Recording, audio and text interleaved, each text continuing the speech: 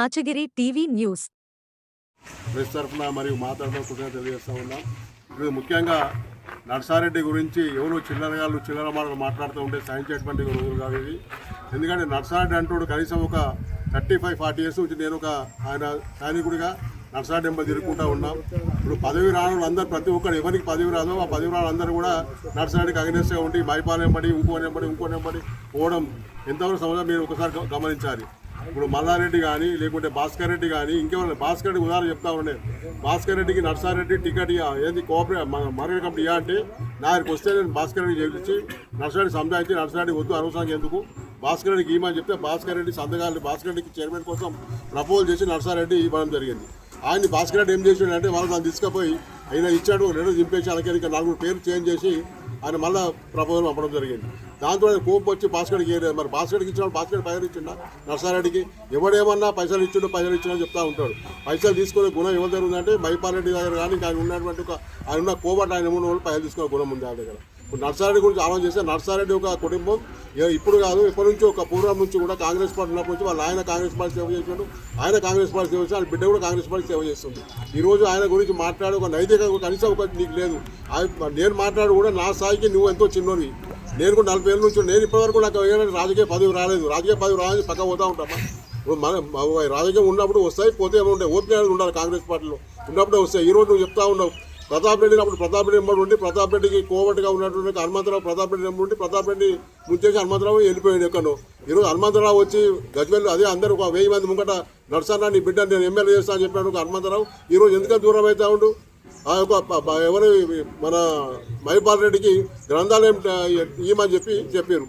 ఆయన అప్పుడే టీఆర్ఎస్ దగ్గర వచ్చారు కాబట్టి ఆ కాంగ్రెస్ పార్టీ వాళ్ళకి ఆయనకి ఇష్టం ఉన్న కాంగ్రెస్ పార్టీ మొత్తం డ్యామేజ్ అవుతుందని చెప్పి ఏమని చెప్పి ఆయన ఈయనకు తెలుసు. ఇక మైపాల్ రెడ్డి వెంకటరెడ్డి అంటే ఆ వ్యక్తి కూడా సీఎంఓలో టచ్ ఉంది. సీఎంఓ నుంచే ఫోన్ చేశారు మీకు ఏం మైపాల్ రెడ్డి నీకు వద్దని చెప్పి దాన్ని ఆసరాగా తీసుకొని ఈ మైపాల్ రెడ్డి ఈ గ్యాంగ్ అంతా ఒకటై నాకు గ్రంథాలయ చైర్మన్ రాకుండా చేసి నర్సారెడ్డి అని చెప్పి చెప్పడం సమంజసం కాదు.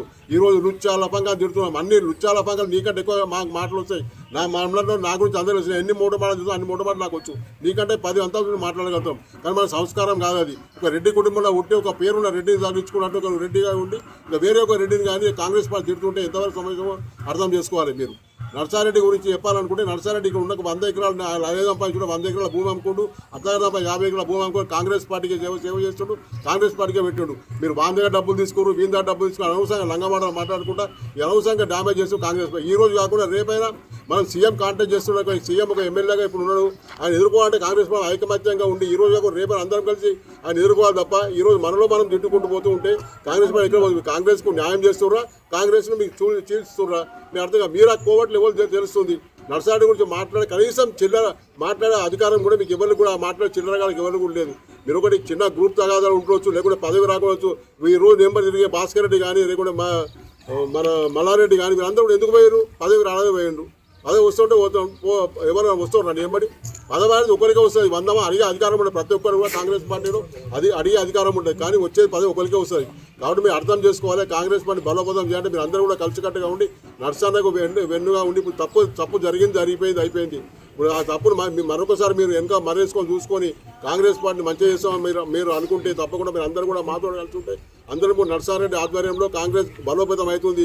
ఈరోజు ఉమ్మడి మెదక్ జిల్లాలో మీరు ఒక్క అర్థం చేసుకొని ఇప్పుడు హనుమంతరావు వచ్చి చిచ్చుపెట్టడం కాదు గజ్వేల్లో కానీ సిద్దిపేటలో కానీ తుమ్మట్లో కానీ నర్సాపూర్లో కానీ ఆయనకు ఉన్న 2 కాన్స్టిట్యూన్సీలో ఆయన కొడుకు మెదక్లో ఉండు ఆయన మల్కాజ్గిరిలో ఉంది. నీ కాన్స్టిట్యూన్సీ నువ్వు చూసుకొని మంచిగా చూసుకుంటే అయిపోతుంది. హనుమంతరావు గారు నేను విమర్శించడం కాదు. మేము కాంగ్రెస్ పార్టీకి నువ్వు గిట్ట చేయాలనుకుంటే 100% మంచి చేయాలనుకుంటే అందరి కోఆర్డినేట్ చేసుకుంటూ అందరితో ముందు తీసుకుపోవాలి తప్ప ఇక గ్రూప్ తగాదాలు పెడుతూ ఉంటే కాంగ్రెస్ పార్టీ బలహీన పడుతుంది తప్ప బలం కాదు. కాబట్టి మీరు అందరూ కూడా కాంగ్రెస్ పార్టీకి బలంగా ఉండాలని మరొకసారి కోరుకుంటూ అదేవిధంగా కాంగ్రెస్ పార్టీ నర్సారెడ్డి గారిని ఇప్పటివరకు తిట్టిరు.